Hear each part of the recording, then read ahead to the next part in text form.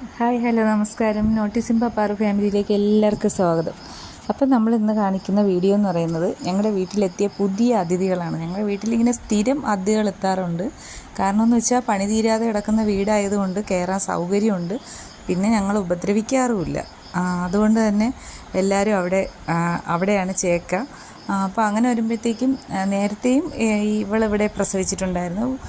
നായ്ക്കളെ സംബന്ധിച്ചിടത്തോളം നമ്മൾ ഒരു നേരമെങ്കിലും ഫുഡ് കൊടുത്തിട്ടുണ്ടെങ്കിൽ അവർ നമ്മളെ ഉപദ്രവിക്കില്ല.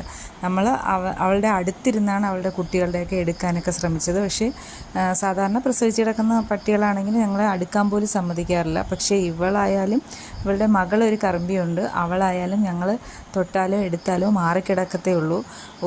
ഒന്ന് മുറുകിപ്പോലും ഞങ്ങളെ ഉപദ്രവിക്കാറില്ല.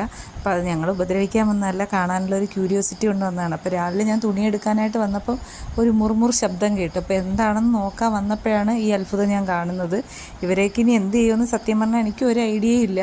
കഴിഞ്ഞ പ്രാവശ്യം ഇവളുടെ മോള് പ്രസവിച്ച സമയത്ത് ഒരു കുട്ടിയാണ് പിന്നെ അവശേഷിച്ചത്. പലരും കൊണ്ടുപോയിട്ട് ഒരെണ്ണം അവശേഷിച്ചു. അവന് ഞങ്ങൾ കുട്ടിശങ്കൻ എന്ന് പേരൊക്കെ ഇട്ട് നന്നായിട്ട് വളർത്തി വന്നതാണ്. പക്ഷേ ഇഞ്ചക്ഷൻ എടുക്കാനായിട്ട് തൊട്ട് മുന്നത്തെ ഞായറാഴ്ച തീരുമാനിച്ചിട്ട് പിന്നെ അത് 550 രൂപയുടെ ഇഞ്ചക്ഷനാണ്. അപ്പോൾ തൊട്ടടുത്ത ആഴ്ചയിലാവട്ടെ എന്ന് വിചാരിച്ചു.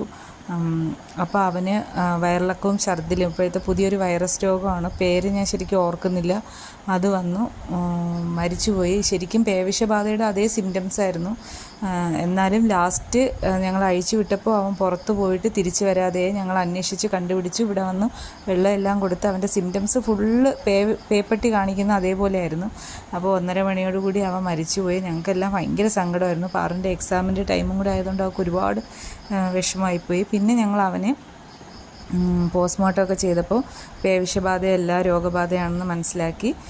പിന്നെ അവനെ അവിടെ തന്നെ അടക്കം ചെയ്യാണ് ഉണ്ടായത്. കുറച്ച് ദിവസത്തേക്ക് ഞങ്ങൾക്ക് ഭയങ്കര ബുദ്ധിമുട്ടായിരുന്നു. ഇപ്പോൾ ഞങ്ങൾ അതുമായിട്ടൊക്കെ പൊരുത്തപ്പെട്ടെങ്കിൽ അവൻ്റെ വീഡിയോ ഡിലീറ്റ് ഒന്നും ചെയ്തിട്ടില്ല, കാരണം ഡിലീറ്റ് ചെയ്യാനായിട്ട് തോന്നുന്നില്ല. ഇതിൽ നിന്ന് കറുമ്പനെ എടുത്താലോ എന്ന് ആലോചിച്ചു. പക്ഷേ എന്നാലും ഇനിയും എന്തെങ്കിലുമൊക്കെ വന്നു താങ്ങാൻ പറ്റില്ല. അപ്പോൾ ഈ വീഡിയോ ഇഷ്ടമെങ്കിൽ ലൈക്ക് ചെയ്യുക. ബായ്.